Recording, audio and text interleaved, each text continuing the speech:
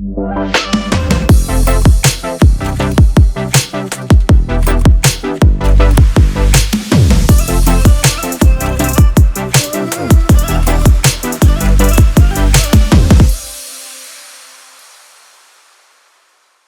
your girl Princess, and welcome to another episode of CEO Confessions, where we have the no fluff conversation on what it takes to really become an entrepreneur. And I'm joined by Miss Michelle. I'm Nicki. And I am Kaillez. All right, ladies. So today we are talking all about mindset. I always believe that if you don't deal with what's in your head and getting yourself to a positive state of mind, that you won't be successful as an entrepreneur. Mindset is the true foundation. You will have so many things to come at you left and right. If you don't have the right belief systems in place, you will fail. For me, it's waking up, choosing like affirmations and journaling and really getting in that state of mind. Like, okay, today I'm getting up and I'm choosing to have an amazing day. Like, I'm not going to let the day dictate what it's going to give me no matter what comes at me today. I done set my morning, set my foundation, so I know I'm going to be good. What are some routines that you all follow day to day that has grounded you in that same aspect? Oh, it's hard sometimes to really stick to a routine. But I will say over the last few years, I have stuck to a routine. So I'm similar to you. I actually wake up at 5 o'clock in the morning. Ooh. I am part of the 5 a.m. club, but I know it's not for everybody. You know, I'm not here rooting say, oh, if you don't wake up at 5 a.m., you a slacker. No, it just really works for me. Mm-hmm. I want to wake up to spend time with God and to really pray, because before I get into my day, I have to say, okay, I know it's going to be some stuff thrown at me today. Mm-hmm. What is really going to happen? How am I going to be able to battle this day? So I definitely am all for affirmations. I actually speak my affirmations in the mirror to myself, and I look into my left eye. It's something about it scientific or something I heard. But it's a Ray moment. Yeah, and it's supposed, and I really am powerful with that. Mm-hmm. I do money affirmations as well on Mondays, because I have like a money Monday that I like to do to really call in the right clients for me, to call in just the right mindset. I also work out. I feel like working out is a huge part of my just wellness and mental state, because it allows me to move my body, to get into my day, to like feel good about everything. So after I work out, I journal. And then it's time for me to wake my daughter up and get her prepared for school. So I really like to spend those hours like quiet. Sometimes I wake up, I may get right out of bed, I may not. I may just sit there and like think a little bit. Now I do scroll on my phone, but I be doing research. Mm-hmm. So I'm not gonna be scrolling on the phone all day. Research now. I do a little research, to see what's going on, and then I get into my day. That's good. Yeah, I would definitely say prayer, of course, is the number one thing to do. And just to listen to worship music is another thing. So just really kind of enjoying the peace of the morning. And then also I take the time to journal. And so I don't journal at night. I know some people go through the day and then they journal at night. I actually journal in the morning, and I reflect on the previous day. Mm-hmm. And I think about like, what can I do different today that I didn't do yesterday? And I also use the journaling to check in with my emotions and my feelings as well. Like, especially after I've done a training, I think back, like, what did I do wrong? What could I have done differently? How can I improve moving forward? And so I've really enjoyed journaling, because it is definitely for me like a mental outlet. I like to utilize a planner. I start with the night before, what I didn't get to accomplish that day, what I'd like to accomplish the next day. When I wake up, it's that moment with me and God. So I don't jump out the bed. My mom taught me, don't let your feet hit the ground before you thank the Lord for, letting him wake you up. So I said it right. You said it right. Thank you, Lord. Yes. So as soon as my eyes open, I thank God for my life and for my family's life, and just for giving us another day. And I do kind of sit there before I get up, just to give myself an opportunity to just be grounded. And then I'll sit up, and then from there, then I start planning getting my daughter. I also am with you at 4:30 in the morning. Ooh, she said 4:30. Yes. So my daughter, she has to get on her bus at 7. So we got to get going. I need that little bit of time for myself before I get her up at 5. And then from there, just matriculate the day, take things as it comes. That's good. So many entrepreneurs are always saying, I am afraid to start. I know y'all hear that all the time. It's like the number one thing you hear on social media and see. I'm afraid to start. What do you guys say, do you think it's like what paralyzes people? Like, why do you feel that people get so paralyzed with this fear to start? Like, where does that stem from? I think for me, I think that people are afraid of failure. Like if you start and it doesn't go the way you anticipated it to go, then like your morale is dimmed, you know? But in that same token, you won't know if you don't start. So it's better to go ahead and just do it. And then if you fail, you fail and you learn what you did wrong and then you start again. The key is to just keep going. The moment you stop or you decide, all right, I failed, it defeated me, that mindset is going to take you down. Like you'll be afraid to continue on forever if you let that overcome your mind. And you come back with so much more wisdom and experience, so much more that you can pour into this next round. And maybe you meet people in that failure that may help you to succeed. That's good. Yeah, that's a good point. I think that for a lot of people, I think it's fear. And a lot of it is the fear of just what if? What if I don't succeed? What if I don't make it? What if people laugh at me? What if people don't support me? All of these just what ifs, I think, really do become the fear creates paralysis.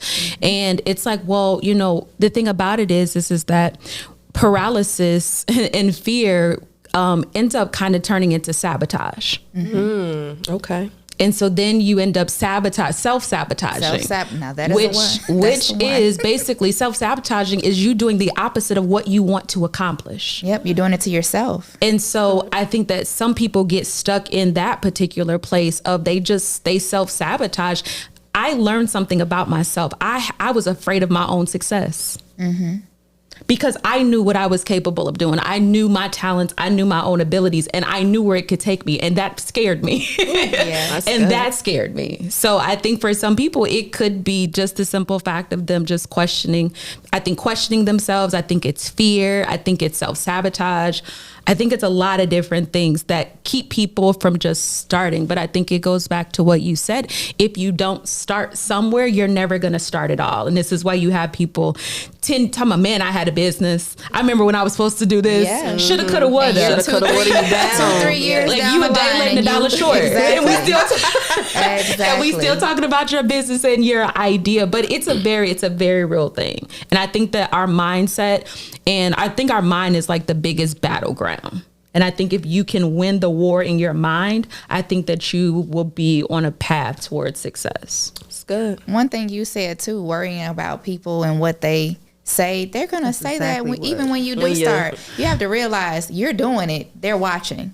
So let them say what they want to say. Bar. That was a bar. That was. Okay. That's Let the beat drop. I was going to kind of piggyback off that to say that people don't start because they're worried about what everybody else thinks. Like that's the number one thing. Well, what my mom think? Well, what would my this think?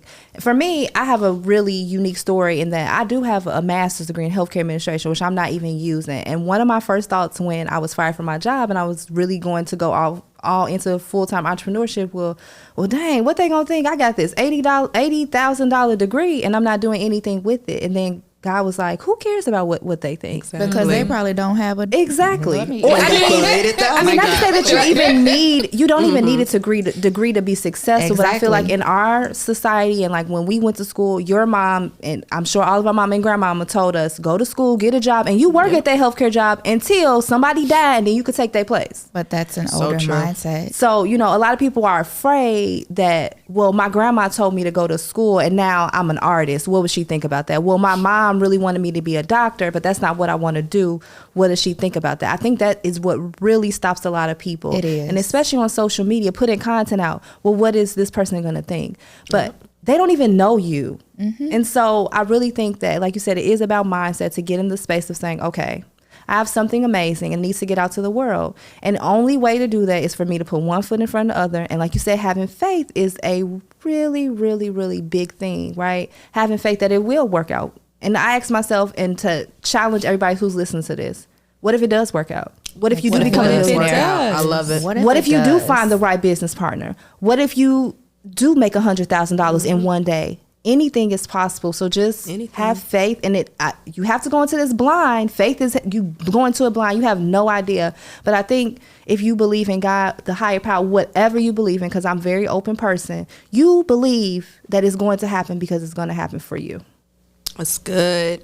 So what do you guys say when those negative thoughts and fears pop up in your head and in your life? Like, what do you do? Because for me, it's automatic cancellation. Like, I'm coming in there with affirmations and everything. I'm putting out positivity, like whatever I can do right in that moment to change my mindset. Like, it's not going beyond this point. That was a thought, it's gone immediately like that. So what is something that people could do, to immediately cancel out those thoughts? I'm also aggressive like that too. Like, as soon as I notice it, devil get behind me. Yeah. As soon as I see this is not something that's positive and it's making me feel bad, you got to mentally check that immediately. Like, no, I am great. I can do this. Yes. I won't know that I can if I don't try.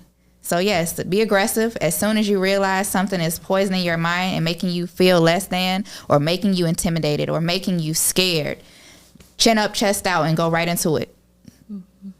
Good. That's a good point. I think about where is this coming from? Mm-hmm. Where did that insecurity come from? Where did that creep in at? Because I was fine yesterday. I was confident yesterday. I believed in myself yesterday. And why today am I doubting everything about myself? Yeah. Where did that come from? And so I try to identify, like, what was that tried to creep in? And Brene Brown, I'm sure y'all have heard of her, but there's a thing that she talks about is that what story are you telling yourself? Mm-hmm. That's good. Mm-hmm. And so I have to think about that. And so I'm like, Nicki, what story are you telling yourself today? Are you telling yourself that you can't do it, that you can't make it, that you can't succeed? Or are you telling yourself that you can't do it and you're going to fail? So I'm very mindful about the mental thoughts that I'm having. And imposter syndrome is a very real thing as well. Mm-hmm. Is that sometimes I've experienced that. At first I was kind of like, is that really a real thing? Mm-hmm. Until you start actually getting to this place of when you realize, like, okay, you know what? I'm actually accomplishing something. I'm actually making some ground here. Mm-hmm. Like, I'm actually making some money. And it's just like, and I think the thought of that for me became this, oh gosh. And I stopped. Mm-hmm. And I was like, Nicki, you're not really doing this. I'm like, well, who else is doing it? Like, so I'm having conversations and I'm answering myself at the same time. Yes. But it just was a simple fact that I had to really figure out why. And some of that stuff, I'll be honest with, some of the stuff was coming back from childhood. Mm-hmm. Okay. Being overly critical, of myself, trying to being a perfectionist. Yeah. And so some of those things I would be like, okay, well, you know what? It's not perfect, but it's okay. Yeah. Because I would fight myself and not do what I needed to do because it wasn't perfect. Your version of perfect, or what you feel perfect is in your head. Mm-hmm. That's good.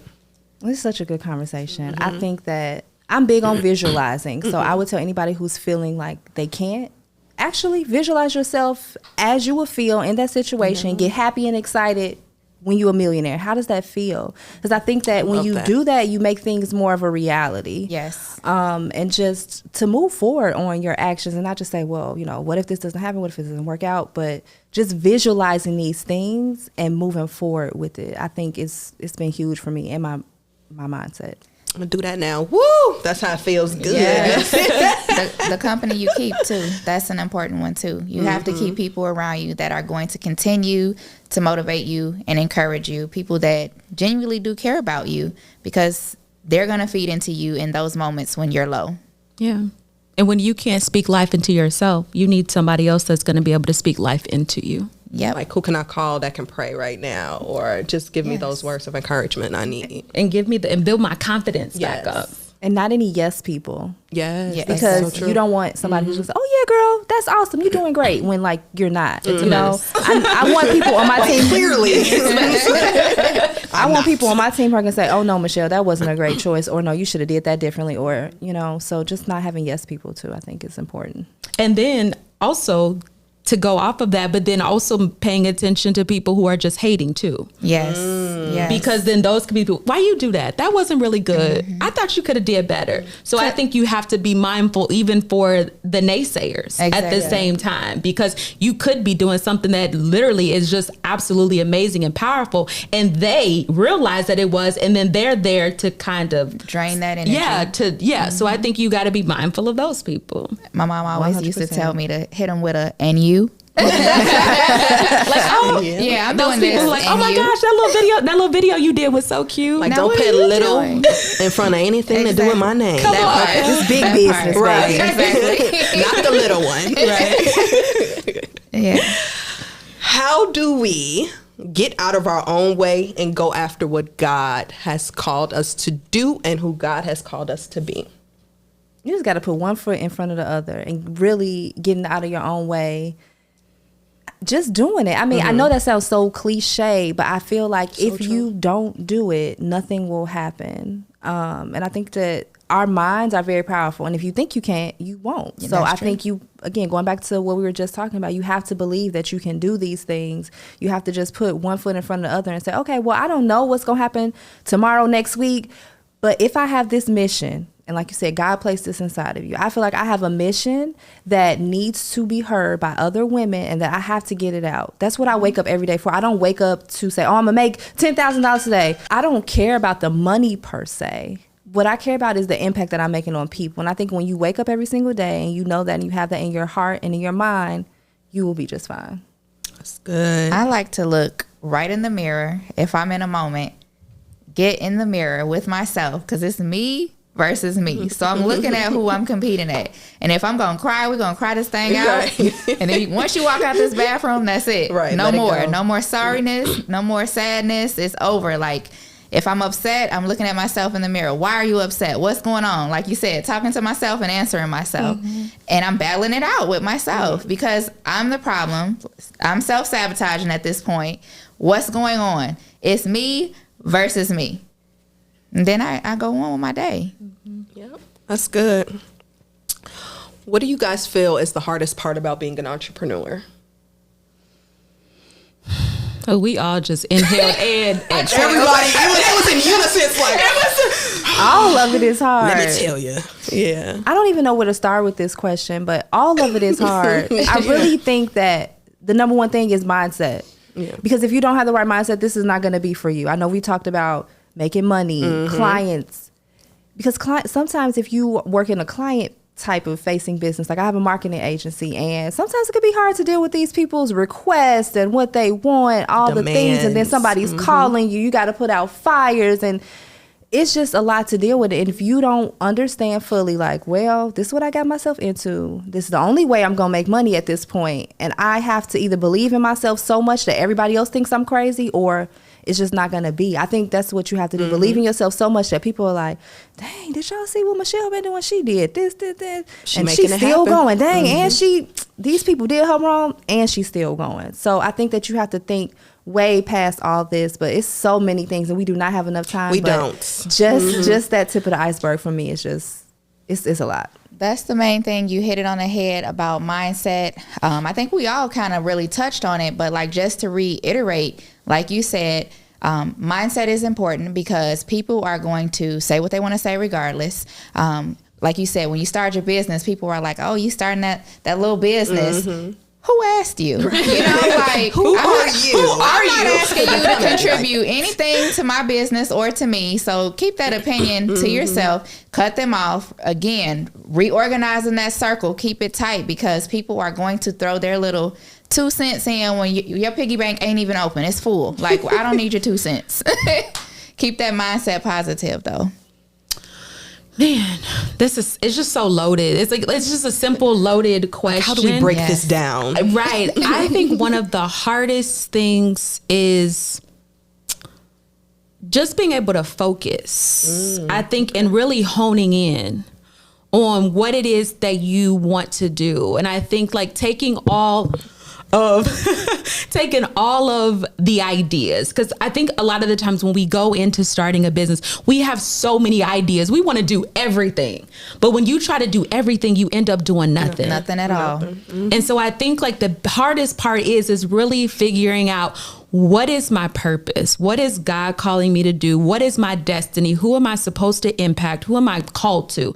Who is my business supposed to reach? Whose life is my business supposed to change? Right. Because I believe that he gives them to us, but we are just the tool that he uses to actually accomplish what he wants to do in the earth. We are his hands and his feet. Yeah. And so I believe that when we are given a business, I believe that the hardest part is that really discovering, why did God give me this? Ooh, that's so good. Why am I here? Right? And I believe that when we find our purpose, and I believe that when we understand our destiny, I believe that we can fully and confidently execute that. But I think that is why it is so hard for some people, is because they just go out without any like clear direction or any understanding. Blindly. Yeah. And so I think that also leads to people, having them to rebrand and start over every year. Why are you starting over every single year? Yeah. But that's because you went out improper. Yeah. And so I think that having a very clear understanding, I think is probably one of the most challenging things to do, is to really understand why. Like why? That's the hardest part, I think, about starting a business, is why. And a lot of people start for the wrong reasons. They are like, oh, I'm about to make all this money. But like you said, there's no heart. Not realizing you're spending more before you. Yes. There's no heart in it. And that's what I see a lot. People just creating businesses because anybody can, right? Yeah. But it's not for the right reasons necessarily. Their motives are wrong. Yes. And I think that's a huge part. What is your motive? Yeah. Do you want attention? Ooh. Yeah, Do you what want are you people to seeking? follow you? Do you want to be seen? Because that's going to get old real quick. If that becomes what your motive is. Because all attention is not good attention. That part. And you And have when to be you real put with yourself too. and when you put yourself out there, your whole life is on open and camera. it is Yes. exposed. And Yes. that's how people find out that you've written this Airbnb. With the clothes in the closet. It's not your house, and you borrow people Louis bags to put in the bag. It's like not your Louis bag. Exactly. You have to be real with yourself. You have to be real with yourself, because like you said, once you get out there, right, you're out there. Like you wanted this attention, now you're out there. You wanted it because why? You saw her with it, or you saw her with it. But are you that person? Do you have what she has? No. Do you have what she has? Do you have what I have? No. Like everybody has their own given gifts from God. Okay. Yours may be makeup. Yours may be hair. Yours may be relationships. Yours may be whatever. Everybody's different. Sure, we can all work together, but everybody's bringing something different to the table. Find what you are bringing. Work on you. And you want to be paid, not popular. Yes. That part. Paid, not popular. Go ahead, girl. Bars. Drops mic. Yes. What is you guys' favorite part about being an entrepreneur? Ooh, First thing pop in your head. I love the people that I meet along the way. I love that too. Yeah, I love to network. I love to meet, especially other women that are doing their thing. And, if it's another Black woman, she's doing her thing. All right, sis. Like, I see love you. that. Yes. For me, again, it's never a competition, because I go into situations with an open mind. I like your boots. Hey, girl, where you get those boots from? Or, And hey, I will tell you, I won't gatekeep. Exactly. Come on. Exactly. Hey, we kind of got a similar shirt, like, that's my gateway to, hey, talk to this person, see where their mind's at. Now you got to be conscious too, because not everybody is friendly, and that's okay. Once you peep that, move along. Like, that's just the way it has to be. You have to be, assertive, but at the same time, you don't want to be too assertive. You want to be friendly. That's my favorite part of this, is the personalities, navigating. Oh, I have so many favorite.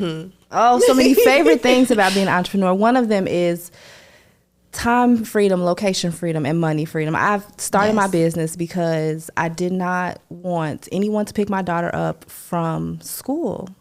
So she started kindergarten, and I had a choice that I had to make. Either I quit my amazing marketing job for a top beauty brand, traveling the world, doing all these things, or do I really take time to be with my family and be there for my daughter, to pick her from school every day? And I chose to pick my daughter from school. I love this. And I love this because I work with my family. Like, my whole family is a part of our business. So this is something that we all get to do together. I get to teach my daughter something that she probably would have never known. I get to show her this whole different type of lifestyle. Like, the girl done been on a plane at 9 far more times than I have by now. Yes. She's been out the country. She's been on photo shoots, on set, Living. traveling, doing all these things. And that's what really makes this all worthwhile for me, is to be able to be with my family. Like, me and my husband are business partners. We have all these things going, and it's just amazing, because I wouldn't be able to do this if I was working at a 9 to 5. I wouldn't be able to spend the time with them. I wouldn't be able to do it. I had to. I've come from that, but being able to just live in this and just experience with them is what is my favorite part. Love that. Yes. I would say my favorite part is being able to live the life that I saw myself living.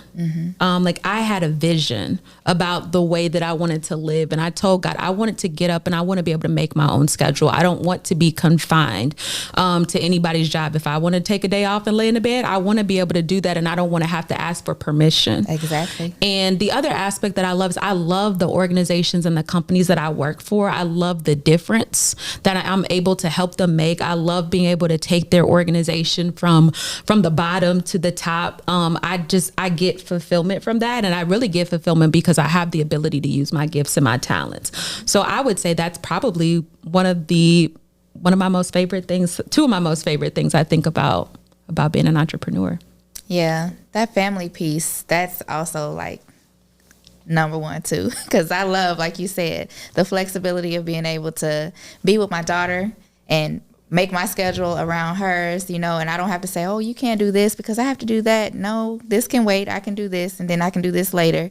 And like you said, I don't want nobody picking up my baby, just me.